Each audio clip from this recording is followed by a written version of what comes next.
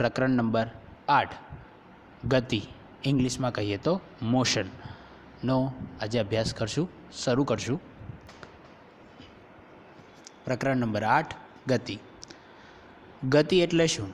તો એની અહીંયા આપણે વાત અને વૈજ્ઞાનિક રીતે આપણે ગતિને કેવી રીતે ધ્યાનમાં લેવી છે, બરાબર છે, અને આપણા ગતિ આપણા રોજબરોજના જીવનમાં પણ કેવી રીતે ઉપયોગી છે, આ બધી જ વિષયની વાત અહીંયા આપણે આ પ્રકરણમાં કરવાના છે. તો શરૂ કરીએ. રોજબરોજના જીવનમાં આપણે કેટલીક વસ્તુઓ સ્થિર અવસ્થામાં તથા કેટલીક વસ્તુઓ ગતિમાન અવસ્થામાં જોઈએ છે, બરાબર છે. રોજબરોજના જીવનમાં જેમ કે આપણે કોઈ જગ્યાએ બેઠા છે, ઘરમાં છીએ, તો ઘરમાં કોઈ પણ વસ્તુ અમુક એવી હશે કે જે સ્થિર પડી, જેમ કે ફ્રીજ હોય કે ટેબલ, ખુરશી, કોઈ પણ વસ્તુ. તો આવી બધી અમુક વસ્તુ હશે કેવી હશે? સ્થિર. અને કેટલીક વસ્તુઓ જોવા મળશે ગતિમાન, જેમ કે પંખો છે, અને તો આવા બધા કેટલીક પછી કેટલાક ટ્રક, બરાબર છે. તો કેટલીક વસ્તુઓ પ્રકાશ, તો કેટલીક વસ્તુ એવી હશે કે જે ગતિમાન અવસ્થામાં જોઈએ છે. પછી પક્ષીઓ ઉડે છે, માછલી તરે છે, રુધિર એટલે રુધિર આપણા શરીરમાં વહ્યું કરે છે, બરાબર છે. શીરાઓ અને ધમનીઓમાં વહે, રુધિર શીરાઓ અને ધમનીઓમાં વહે છે, તથા મોટર ગાડીઓ ગતિ કરે છે. એવી જ રીતે પરમાણુ, અણુ, ગ્રહો, તારાઓ તથા આકાશગંગાઓ બધા જ ગતિમાન છે, બરાબર છે. આપણે જો ચંદ્ર છે એ પૃથ્વીની આસપાસ ફરે છે, પૃથ્વી સૂર્યની આસપાસ ફરે છે, સૂર્ય આકાશગંગામાં ફરે છે. આકાશગંગા એ કોઈ એવા આકાશગંગાઓનો સમૂહ એ એકબીજાની કોઈ બ્લેક હોલ કે એવા કોઈક પદાર્થની આસપાસ ફરતા છે. તો આવું જ દરેક પદાર્થ પોતપોતાની રીતે ગતિમાન છે. સામાન્ય રીતે આપણે કોઈ પદાર્થ સમયની સાથે પોતાનું સ્થાન બદલે છે તેને જ આપણે ગતિમાં છે એમ કહીએ છીએ, બરાબર છે. શું કહે છે? સામાન્ય રીતે આપણે કોઈ પદાર્થ સમયની સાથે પોતાનું સ્થાન બદલે ત્યારે જ તે ગતિમાં હોય છે તેવું સમજીએ છીએ. પણ આ સિવાય એવી પણ કેટલીક અવસ્થાઓ છે કે જેમાં ગતિના અસ્તિત્વનો ખ્યાલ અપ્રત્યક્ષ પુરાવો દ્વારા મળે છે, બરાબર છે. અપ્રત્યક્ષ પુરાવો દ્વારા, જેમ કે ગતિ, ઉદાહરણ તરીકે આપણે હવાની ગતિનું અનુમાન ધૂળના રજકણોના ઉડવાથી તથા વૃક્ષોની ડાળીઓ અને પર્ણોના હલનચલન પરથી કરીએ છીએ, બરાબર છે. કે હવા ગતિ કરે છે એવું આપણને કેવી રીતે ખ્યાલ આવે છે? આપણે તો હવાને જોઈ શકતા નથી. તો આપણે શું કરીએ છીએ કે આપણને કોઈ ધૂળની રજકણો ઉડે છે, અથવા તો પવન આપણી જોડે અથડાય, કે પછી ડાળીઓ હલવી, બરાબર છે, વૃક્ષોની ડાળીઓ હલવી, કે પર્ણોનું હલનચલન થવું, તો આપણે કહીએ છીએ કે હવા કે પવન ગતિમાં છે, બરાબર છે. પછી સૂર્યોદય, સૂર્યાસ્ત તેમજ ઋતુ પરિવર્તન પાછળનું કયું કારણ જવાબદાર છે? તો એનું જવાબદાર કારણ છે પૃથ્વી સૂર્યની આસપાસ ફરે છે. શું તે પૃથ્વીની ગતિને કારણે છે? હા. જો આ સાચું છે તો આપણે પૃથ્વીની ગતિનું અનુમાન પ્રત્યક્ષ રૂપે કેમ કરી શકતા નથી? કેમ કે આપણે ખુદ પૃથ્વી પર છીએ, બરાબર છે.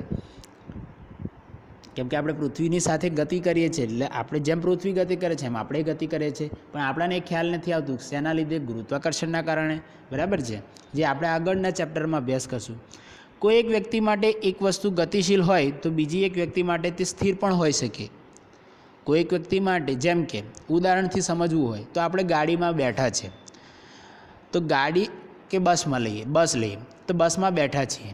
હવે બસમાં કોઈ બીજો વ્યક્તિ બેઠો છે, એ હવે તમારી સામે જોશે તો તમે એમની સાથે અને એ તમારી સામે જુઓ તો બંને તમે કેવું અનુભવશો?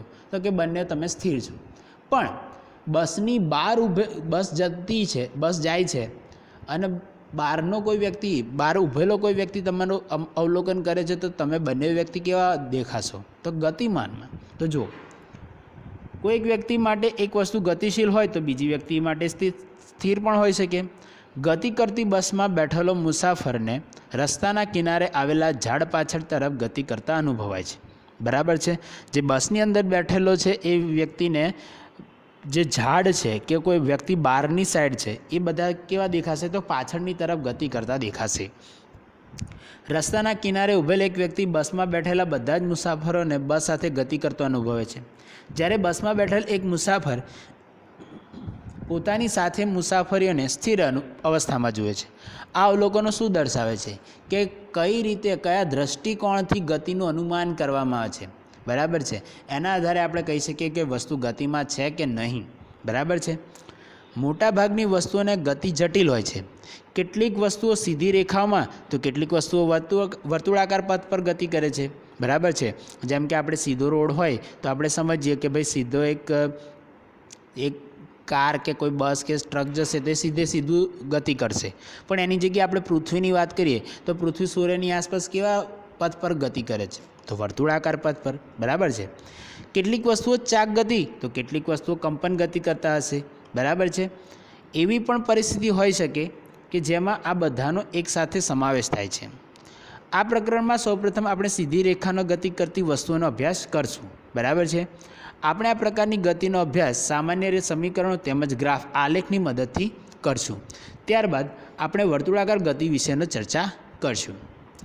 તો પહેલી પ્રવૃત્તિથી જોઈએ। પ્રવૃત્તિ 8.1 તમારા ક્લાસરૂમની દિવાલો સ્થિર અવસ્થામાં છે કે ગતિમાં છે તેની ચર્ચા કરો।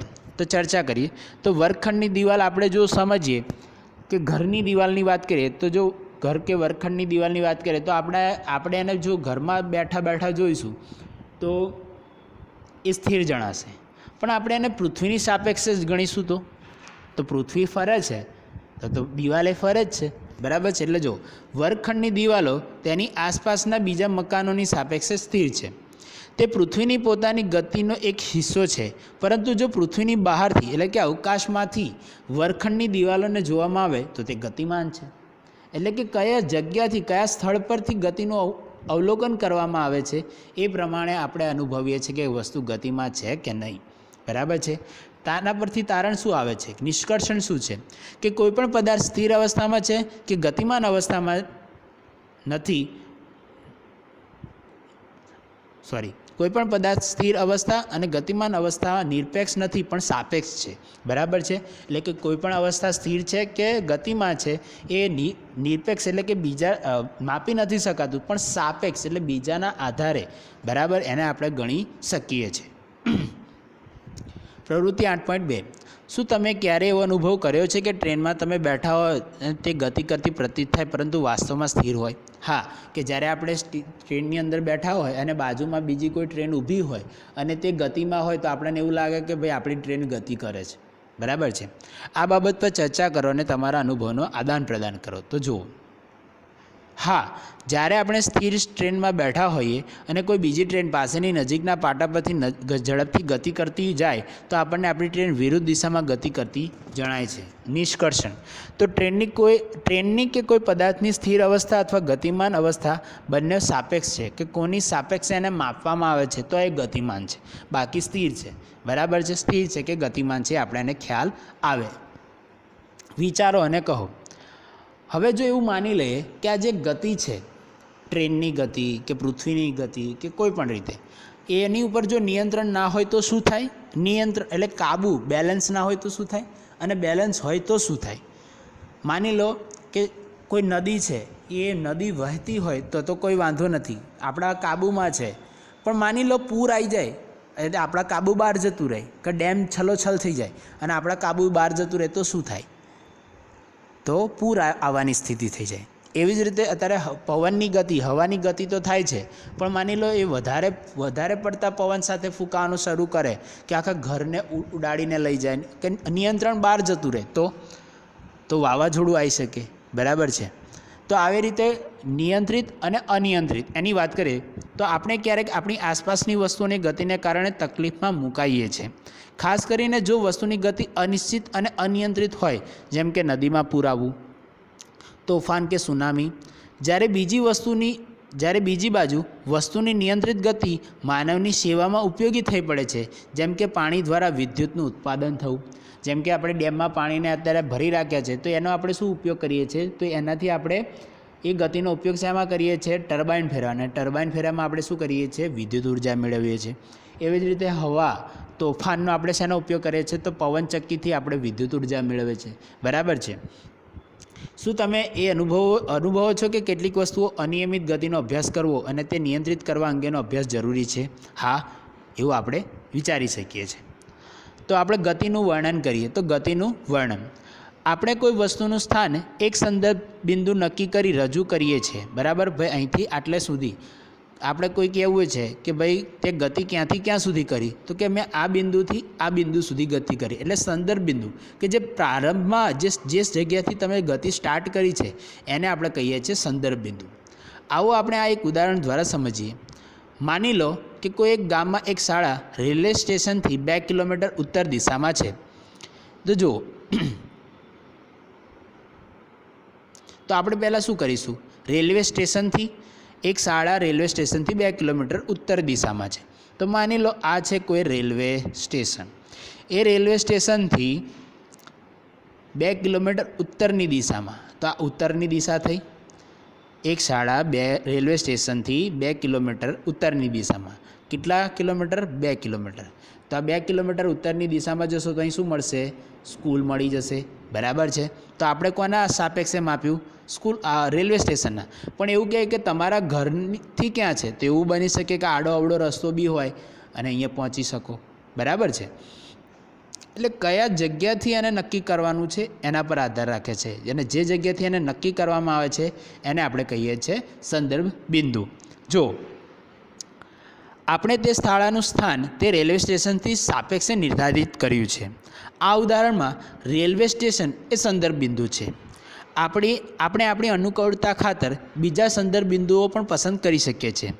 આમ કોઈપણ વસ્તુનું સ્થાન દર્શાવવા માટે આપણે એક સંદર્ભ બિંદુની જરૂર પડે છે, જેને આપણે કહીએ છીએ ઉગમ બિંદુ. હવે આપણે સુરેખ પથ એટલે સીધી લીટી, એક સીધો પથ, હાઈવેની વાત કરી શકીએ. બરાબર છે. ગતિનો સૌથી સરળ પ્રકાર રેખીય ગતિ છે, એટલે કે એક સીધી રેખા પર ગતિ કરે.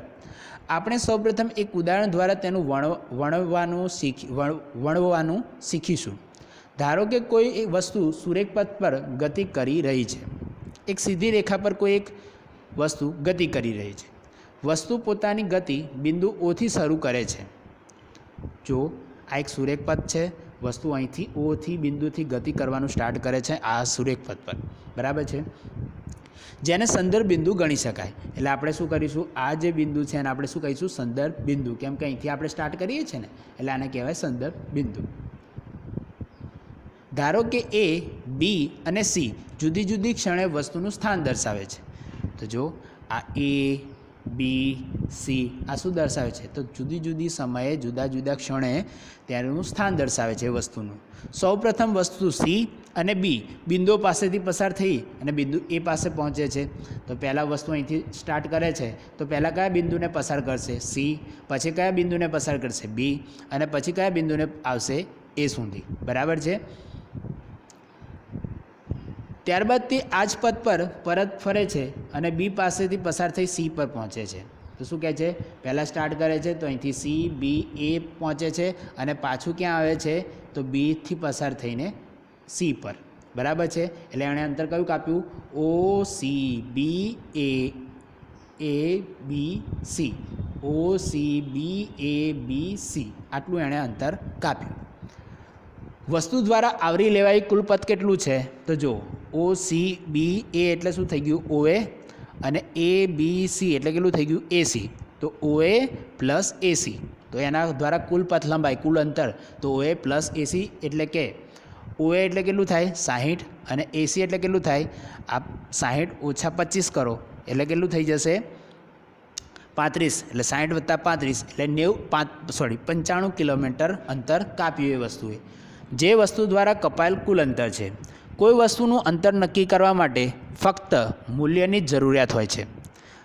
આપણે કોઈ અંતર માપવું છે તો એનું આપણે મૂલ્ય જરૂર છે, દિશા મહત્ત્વ નથી. અહીંયા જો પહેલાં વસ્તુ આગળ ગઈ પછી પાછળ આવી. બરાબર છે. એનાથી કોઈ ફરક પડ્યો નહીં. બરાબર છે. એનાથી એનું અંતર તો આપણને મળે છે કે ભાઈ પહેલાં એણે 60 અંતર કાપ્યું, પછી પાછળ જઈને એને 35 કિલોમીટર અંતર કાપ્યું. બરાબર છે.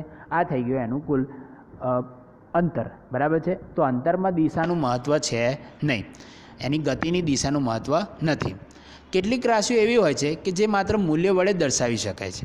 આ આંકડાકીય મૂલ્ય હોય કે જે ખાલી મૂલ્ય દ્વારા દર્શાવી શકાય એવી ભૌતિક રાશિનું માન મૂલ્ય દર્શાવે છે. ઉદાહરણ દ્વારા શું તમે વસ્તુની પ્રારંભિક અવસ્થા ઓથી તેની અવસ્થા સી સુધીનું અંતર જાણી શકો છો? આ તફાવત તમને બિંદુ ઓથી શરૂ કરી બિંદુ એ પરથી પરત થઈને બિંદુ સી સુધી પહોંચતા થતાં સ્થાનાંતરનું મૂલ્ય આપે છે. બરાબર છે. શું કહેવા માગે છે કે ઓ અને સી વચ્ચેનું અંતર માપી શકો છો? આંતર જે આપણે ઓથી એથી સી સુધીનું જે આપણે માપ્યું એનાથી આપણે ઓ અને સીનું અંતર માપી શકીએ છીએ? તો કે ના, એનાથી એ ખ્યાલ આવતો નથી. જો આપણે એ માપવું હોય તો આ બંને વચ્ચેનું આપણને અંતર શું આપશે? તો સ્થાનાંતર આપશે. બરાબર છે. વસ્તુની પ્રારંભિક તેમજ અંતિમ સ્થિતિ વચ્ચેનું લઘુત્તમ અંતરને વસ્તુનું સ્થાનાંતર કહેવાય. એટલે કે પ્રારંભિક સ્થિતિ એટલે કે આ, અને અંતિમ અવસ્થા એટલે જો પહેલાં વસ્તુ અહીંથી શરૂ થઈ એ પર પહોંચી, એથી પાછી ક્યાં અહીં સી, એટલે છેલ્લે ક્યાં પહોંચી? સી પર. એમના વચ્ચે લઘુત્તમ એટલે નાનામાં નાનું અંતર કયું? આ ઓથી સી સુધીનું થાય કે ઓથી એથી સી સુધીનું થશે? તો ઓબ્વિયસલી ઓથી સી સુધીનું અંતર થશે. બરાબર છે. તો એ નાનામાં નાનું એટલે કે લઘુત્તમ અંતરને આપણે શું કહીશું? સ્થાનાંતર. એટલે આ વસ્તુની પ્રારંભિક તેમજ અંતિમ સ્થિતિ વચ્ચેના લઘુત્તમ અંતર એટલે કે આ અંતિમ સ્થિતિ ઓછા પ્રારંભિક સ્થિતિ કાં તો પ્રારંભિક સ્થિતિ ઓછા અંતિમ સ્થિતિ, આ બંનેનો તફાવત અથવા તો બંનેની બાકી એટલે કે લઘુત્તમ અંતર એ વસ્તુનું શું આપશે? સ્થાનાંતર. આ એની વ્યાખ્યા થઈ ગઈ. બરાબર છે. શું સ્થાનાંતરનું મૂલ્ય વસ્તુ દ્વારા કપાયેલ અંતર જેટલું જ હોય છે? ના, જરૂરી નથી. તો આકૃતિમાં દર્શાવ્યા પ્રમાણે ઉદાહરણ ધ્યાન લો. તો વસ્તુ દ્વારા ઓથી એ સુધી ગતિ દરમિયાન કાપેલ અંતરનું મૂલ્ય 60 કિલોમીટર તથા સ્થાનાંતરનું મૂલ્ય પણ 60 કિલોમીટર. જો ઓથી એ અને ત્યાંથી બી સુધી પાછા ફરતા તેણે કાપેલ અંતર 60 કિલોમીટર વત્તા 25 કિલોમીટર એટલે 85 કિલોમીટર, જ્યારે સ્થાનાંતરનું મૂલ્ય 35 કિલોમીટર છે. જ્યારે સ્થાનાંતરનું મૂલ્ય કેટલું છે? 35 કિલોમીટર. તો કેવી રીતે? જો સમજો. 0થી માંડીને 60 કિલોમીટર, 60થી લઈને આ કેટલું થશે? તો 5, 10, 20, આ 20 અને આ 25. તો આ 60 અને આ બીજું 25 કેટલું થઈ ગયું? 85. આ થઈ ગયું અંતર. આ શું થયું? અંતર, કુલ અંતર. પણ સ્થાનાંતર જુઓ, ઓથી બી સુધીનું. તો અંતિમ પ્રારંભિક 0, અંતિમ 35. તો 35 ઓછા 0 કેટલું થશે? 35. તો સ્થાનાંતરનું મૂલ્ય મળ્યું 35 અને અંતરનું મૂલ્ય મળ્યું 85. તો બંને સમાન થતા નથી. એટલે જો આમ સ્થાનાંતરનું મૂલ્ય 35 કિલોમીટર અને પથ લંબાઈ 85 કિલોમીટર કે જે બંને સરખા નથી. આ સિવાય આપણે એ પણ નોંધી શકીએ છીએ કે ગતિ દરમિયાન સ્થાનાંતરનું મૂલ્ય 0 હોઈ શકે, પરંતુ તે દરમિયાન કપાયેલ અંતરનું મૂલ્ય 0 હોતું નથી. એટલે એવું પણ હોઈ શકે કે ક્યારેક કોઈ પદાર્થ અહીંથી શરૂ કરી પાછો એ સુધી પહોંચે અને એથી પાછો 0 એટલે કે ઓ પર પાછો આવી જાય. તો એનું કાપેલું અંતર કેટલું થશે? તો અહીંથી 0થી 60 અને 60થી 0 એટલે 60 વત્તા 60 કેટલું થશે? 120 કિલોમીટર કાં તો 120 અંતર થયું. બરાબર છે. પણ એનું સ્થાનાંતર કેટલું થયું? તો સ્ટાર્ટિંગમાં કયા બિંદુ પર હતો? 0 અને અંતિમમાં કયા બિંદુ પર છે? 0. તો 0 ઓછા 0 0. તો એનું સ્થાનાંતર કેટલું થઈ ગયું? 0. તો જો એટલે સ્થાનાંતર 0 પણ થયું. બરાબર છે. એટલે સ્થાનાંતર 0 થઈ શકે પણ અંતર 0 થઈ શકે નહીં. એટલે જો ગતિ દરમિયાન સ્થાનાંતરનું મૂલ્ય 0 હોઈ શકે, પરંતુ તે દરમિયાન કપાયેલ અંતરનું મૂલ્ય 0 હોતું નથી. જો આપણે એવું માની લઈએ કે વસ્તુ ગતિ કરી બિંદુ ઓ પાસે પાછી આવે છે, તો તેનું અંતિમ સ્થાન અને પ્રારંભિક સ્થાન પર સંપાત થશે, એટલે બંને એક સરખા થઈ જશે અને તેથી તેનું સ્થાનાંતરનું મૂલ્ય 0 થશે. પરંતુ આ ગતિ દરમિયાન તેણે કાપેલ કુલ અંતર OA વત્તા AO એટલે કે 60 કિલોમીટર વત્તા 60 કિલોમીટર એટલે કે 120 થશે. આ રીતે બે અલગ અલગ ભૌતિક રાશિઓ અંતર અને સ્થાનાંતરનો ઉપયોગ કરી વસ્તુની ગતિના સંપૂર્ણ વર્ણન માટે તેમજ આપેલ સમયગાળામાં વસ્તુના પ્રારંભિક સ્થાનની સાપેક્ષ અંતિમ સ્થાન જાણવા માટે કરવામાં આવે છે. બરાબર છે. હવે જોઈએ પ્રવૃત્તિ 8.3. એક મીટર પટ્ટી અને એક લાંબુ દોરડું લો. બાસ્કેટબોલના મેદાનના એક ખૂણાથી તેની વિરુદ્ધ આવેલા બીજા ખૂણા સુધી તેની ધારે ચાલતા જાઓ. તમારા દ્વારા કપાયેલ અંતર અને સ્થાનાંતરનું મૂલ્ય માપો. આ કિસ્સામાં બંને વચ્ચે તમે શું તફાવત નોંધો છો? એટલે જો અહીં શું કહેવા માગે છે, તો આવી રીતે એક બાસ્કેટબોલનું મેદાન છે લંબચોરસ. એ લંબચોરસ, હવે માની લો આ એથી આપણે ચાલવાનું સ્ટાર્ટ કર્યું, હવે આની લંબાઈ થઈ ગઈ અને આ પહોળાઈ થઈ ગઈ, તો એક ખૂણાથી ચાલવાનું શરૂ કર્યું અને એનું વિરુદ્ધ ખૂણો કયો થઈ ગયો આ, તો ત્યાં સુધી ચાલવાનું છે. તો અહીંથી ધાર પર ચાલીને આટલે સુધી પહોંચ્યું. તો આ અંતર કેટલું થઈ ગયું, આ એક્સ અને આ વાય, એટલે એની જોવા જઈએ તો અર્ધ પરિમિતિ. પણ એનું સ્થાનાંતર કેટલું થશે આ, કેમ કે આ એનું લઘુત્તમ અંતર છે. તો જો બાસ્કેટબોલના મેદાનમાં એક ખૂણા એથી સામેના ખૂણા સી સુધી તેને સંલગ્ન બાજુઓ એ બી અને બી સી પર ચાલીને કાપેલ અંતર એથી બી અને બીથી સી, એટલે કે એ બી વત્તા બી સી, એટલે કે એક્સ વત્તા વાય છે. અને સ્થાનાંતર તો એથી સી, એટલે કે આ ડાયરેક્ટ થઈ ગયું એમનું લઘુત્તમ અંતર હોવું જોઈએ. તો એથી સી એટલે શું છે, તો આ પાયથાગોરસ પરથી શું થશે, પાયથાગોરસનો પ્રમેય વાપરીએ તો કર્ણનો વર્ગ બાકીની બે બાજુઓના વર્ગોના સરવાળા બરાબર હોય. તો કર્ણ કોણ છે, એસી એના બરાબર એક્સનો વર્ગ વત્તા વાયનો વર્ગ, તો એસીનો સ્ક્વેર બરાબર એક્સ સ્ક્વેર વત્તા વાય સ્ક્વેર. હવે આપણે ખાલી શોધવું છે એસી એટલે વર્ગમૂળ લેવાનું, તો એસી બરાબર વર્ગમૂળમાં એક્સ સ્ક્વેર વત્તા વાય સ્ક્વેર, તો એસી બરાબર વર્ગમૂળમાં એક્સ સ્ક્વેર વત્તા વાય સ્ક્વેર, કે જે પાયથાગોરસનો પ્રમેય છે, કે જે વધારે તમે માહિતી ધોરણ 10માં મેળવશો. અત્યારે ખાલી ફક્ત એને ઉદાહરણ સૂત્ર અને એના વિધાનથી જ સમજવાનું છે. તો જો અહીંયા એસી ઇઝ લેસ દેન એ બી વત્તા બીસી, એટલે કે એસી નાના છે કોના કરતાં, આ એ બી વત્તા બીસી, એટલે કે આ બંનેના સરવાળા કરતાં. અને આપણે જાણીએ છીએ ત્રિકોણના અસમતાઓ વિશે, કે ત્રિકોણની એક બાજુ એની બે બાજુઓના સરવાળોથી નાની જ થાય, બરાબર છે. જો એસી ઇઝ લેસ દેન એ બી વત્તા બીસી, એટલે કે આ બાજુ આ નાની છે કોના કરતાં, આ બેના સરવાળા કરતાં. અહીં સ્થાનાંતરનું મૂલ્ય અંતર કરતાં ઓછું થયું. આ સ્થાનાંતર છે અને આ અંતર છે, તો અંતર મોટું મળ્યું કોના કરતાં, સ્થાનાંતર કરતાં. નિષ્કર્ષણ, અંતર એટલે પદાર્થ કરેલ મુસાફરીની સાચી પથ લંબાઈ, એટલે અંતર એટલે કે એણે પથ પર કેટલી પથ લંબાઈ કાપ્યો છે. જ્યારે સ્થાનાંતર એટલે પ્રારંભિક સ્થાન અને અંતિમ સ્થાન સુધીનું લઘુત્તમ અંતર, બરાબર છે.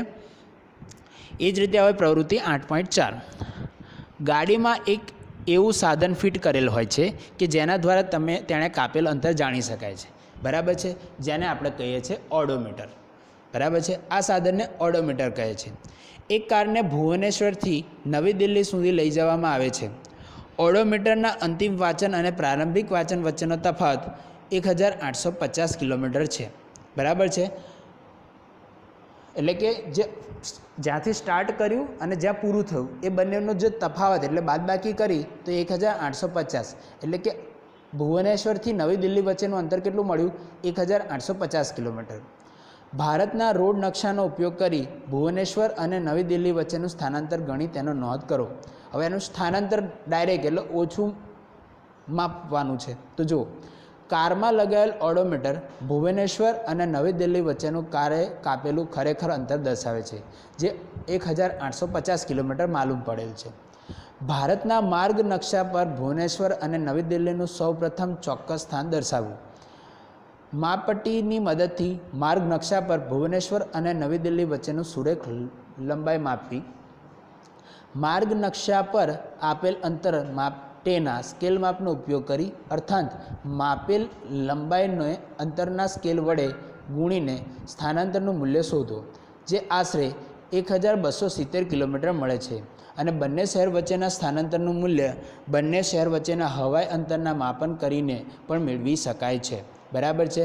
એટલે કે શું કહેવા માગે છે કે માની લો અહીંયા છે ભુવનેશ્વર અને અહીંયા છે દિલ્હી, તો જો આપણે રોડ દ્વારા જઈશું તો કાર દ્વારા, તો આપણે આ રીતે જવાનું થશે. પણ માની લો આપણે સ્થાનાંતર માપવું છે તો આપણે શું કરીશું, સુરેખ પથ જ માપીશું. એટલે આ લંબાઈ મોટી થશે કે આ લંબાઈ મોટી થશે, તો સીધી વાત છે આ લંબાઈ મોટી થશે જે કારથી ગયા છે, તો સ્થાનાંતરનું મૂલ્ય કેવું થઈ જશે, ઓછું થઈ જશે. તો જો અહીં કારના સ્થાનાંતરનું મૂલ્ય તેણે ખરેખર કાપેલ અંતર કરતાં કેવું છે, ઓછું મળે છે. તેના પરથી નિષ્કર્ષણ, અહીં સાચી પથ લંબાઈ સ્થાનાંતરના મૂલ્ય કરતાં